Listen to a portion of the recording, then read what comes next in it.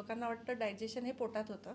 Digestion हा mainly लिव्हरवरती depend असलेला गोष्ट आहे.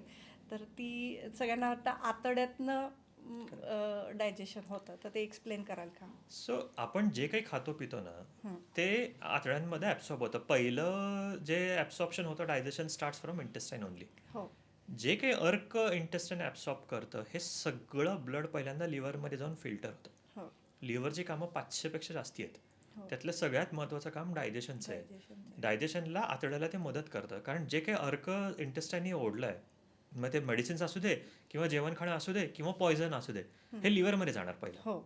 लिव्हरमध्ये जाऊन त्याला डिकन्स्ट्रक्ट किंवा कन्स्ट्रक्ट केलं जातं. त्यामुळं लिव्हरला केमिकल फॅक्टरी असं म्हणतात. हं. आणि त्यामुळे या गोष्टींमुळे लिव्हरला आयदर त्याचा फायदा होतो किंवा लिव्हरला डॅमेज होतो.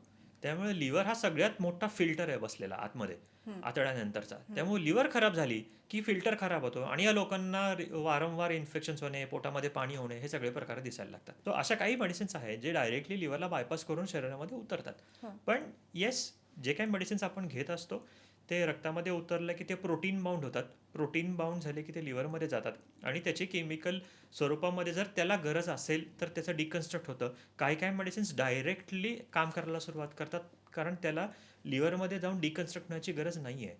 त्यामुळे डायजेशन जेव्हा ॲबनॉर्मल म्हणायला लागतो आपण एखादा, कारण खूप लोक म्हणतात की माझं डायजेशन चांगलं नाही आहे. हो. हा जो शब्द आहे हा प्रायमरीली इंटेस्टाईनसाठी वापरला गेलेला शब्द आहे, हां. पण liver plays a important role.